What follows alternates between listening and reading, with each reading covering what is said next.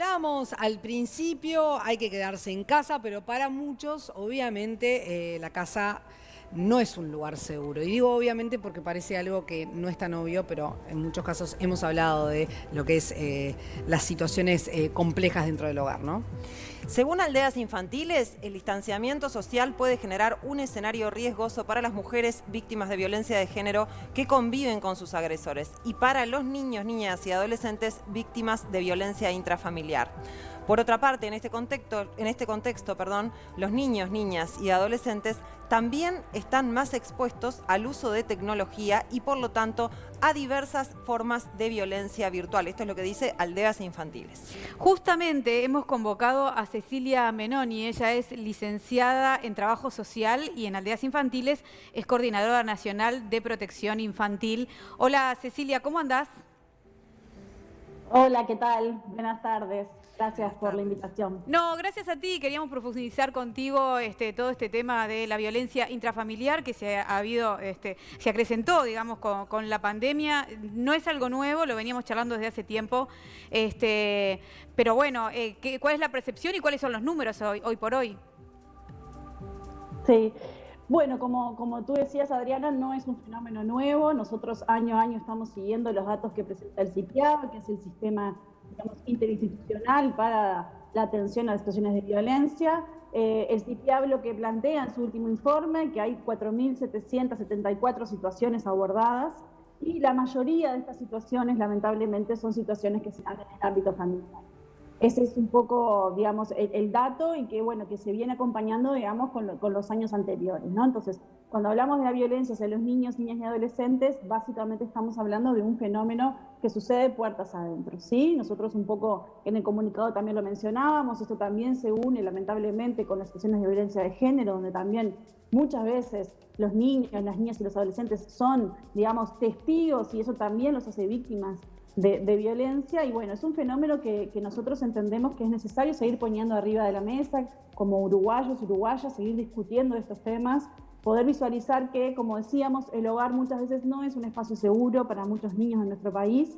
Y bueno, necesitamos justamente en este contexto tan particular de un nuevo, digamos, confinamiento, por así decir, hay instituciones básicas en la vida de los niños, como son las escuelas, ¿no? Como la nota que estaba anteriormente, claro, que hablaba un poco de esto, ¿no? De las escuelas, de la conectividad, digamos, más allá de la conectividad en sí, que bueno, obviamente se ven fenómenos muy lindos de solidaridad y de personas que están acercando, digamos, internet para que se pueda acceder desde los niños, las niñas y los adolescentes, pero un centro educativo es mucho más que eso, ¿no? Un centro educativo es un lugar donde se dan un conjunto de relaciones sociales, donde se dan un conjunto también, digamos, de relaciones entre el mundo adulto y los niños, hay maestras, hay equipos técnicos muchas veces, que están atentos también a la vida de esos niños.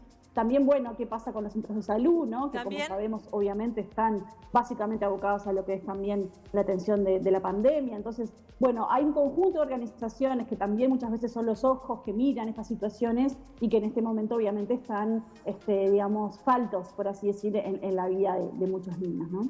Claro, entonces el tema es de dónde, o sea, cómo detectar esas situaciones, que es la parte más difícil, digamos.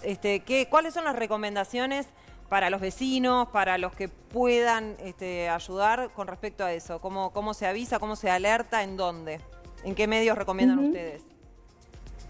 Sí, tenemos el número 0800 50 50, que es la línea azul de INAU, que bueno, hace muchos años que viene trabajando. Allí hay un equipo técnico que recibe, digamos, esas denuncias, que bueno, que pueden ser anónimas en el caso de las personas que así lo deseen.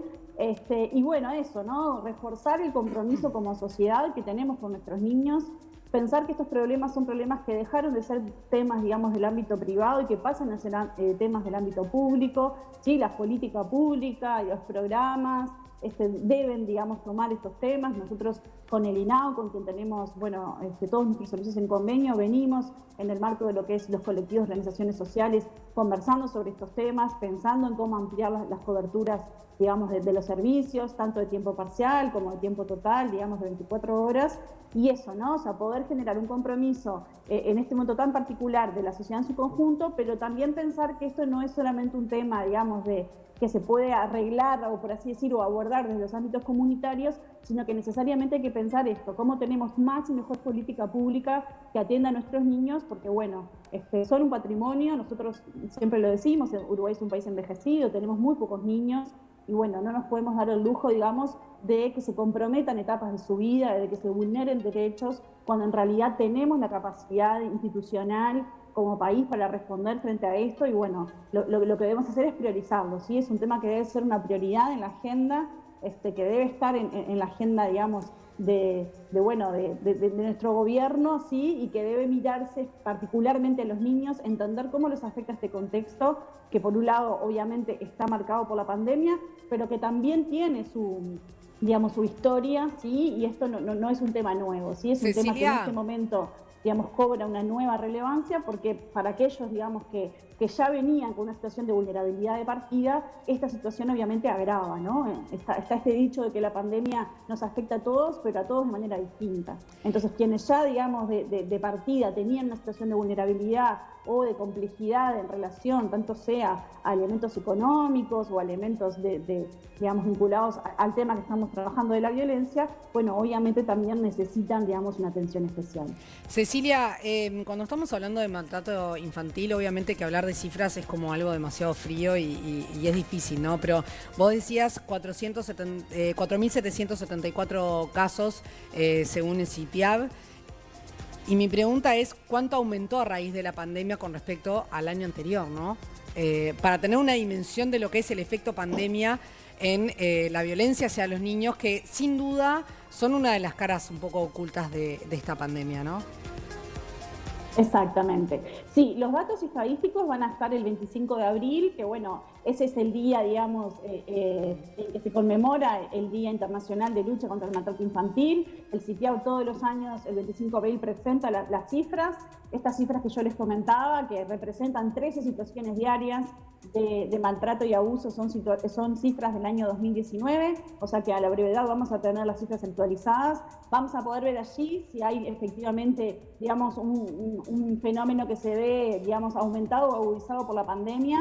Nosotros tenemos esta sensación, digamos, de que en la medida que este fenómeno es básicamente un fenómeno intrafamiliar, ¿sí? Y de que esta pandemia nos ha recluido, digamos, en nuestros hogares, bueno, lamentablemente, obviamente las posibilidades de que estas situaciones, digamos, se incrementen están, ¿sí? No podemos afirmarlo porque no hay aún, digamos, los datos, pero bueno, es una situación que a nosotros nos genera mucha preocupación, porque junto con lo que es digamos, la situación, como hablábamos, previa de ya una situación de violencia hacia la infancia, tenemos este elemento, ¿no?, de la pandemia que viene a agudizar esto, que viene también a representar en la vida de muchas familias un desafío muy importante para poder, digamos, cubrir las necesidades básicas, ¿sí? Algo que hasta hace poco, bueno, parecía algo lejano por suerte, y lamentablemente hoy para muchas familias está siendo una realidad nuevamente.